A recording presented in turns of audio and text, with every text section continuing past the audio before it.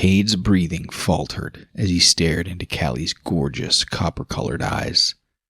His heart started to beat faster. She was the only woman in his world. Cade loved her without a doubt. He longed to go to her, but her demeanor stopped him in his tracks. "Callie," Cade called out. Her brow knitted, and she didn't answer him. He didn't know if she was just shocked to see him or upset. Maybe it was a combination of both. Cade frowned, trying to hold his emotions in check. Let's take a walk," he told her, praying for privacy. The cameramen were watching them like hawks, and several couples were leaving. The camera team followed most of them. He took it that the hidden cameras would take care of the rest. This conversation would be the most important in his life. He'd rather chance a hidden camera than one directly in his face. Cade reached for Callie's hand to walk with her, but she kept them glued to her sides. A sharp pain ignited in his chest. Sighing, he went outside. She followed him. They both sat on a flower-themed lounger by the large outdoor pool. She sat on the edge and he closed the distance between them.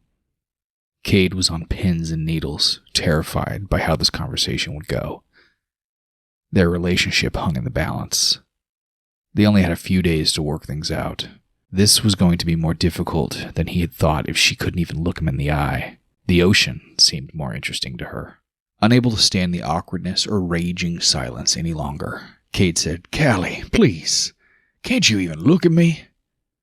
Grabbing her hand, he ran his thumb across the front. Hesitantly, she gazed into his questioning eyes. "I don't know where to begin." Leaning in, Cade planted a kiss on her lips. That was a good place to start. Her lips felt even better than he remembered. She kissed him for a moment and then withdrew. Cade couldn't control the emotions that were surging through him. He decided to be honest. "I've missed you so much.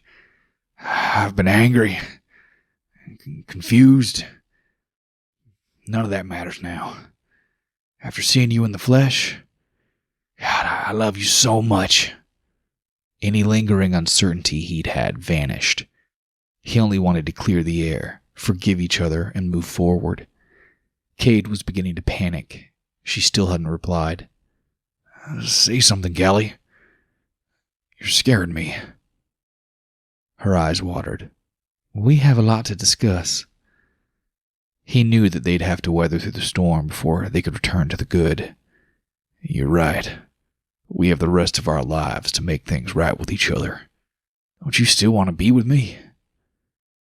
Not answering him directly, Callie replied, "There are issues." She lowered her voice and her head darted from side to side. "Insane things have happened. We'll have to discuss them once we reach shore." What had she found out? Cade pondered. "We can't talk about them now?" She shook her head. "It's best to discuss them later." Okay. Our relationship's what's most important." She took a deep breath. "I've been tormenting myself, trying to figure out why you chose Catalina, since you seem to connect with her the most. They showed that preview of you picking her, so I didn't know what to think." Cade had been wondering the same thing with the hidden footage Zimmerman had shown them. "I wasn't sure how you felt either. I was scared that he'd take you away from me." Driving straight to the unpleasantries, Callie blurted, Cade, I need to know the truth. So do you. We can't move forward until then. Pretending will only make matters worse in the long run."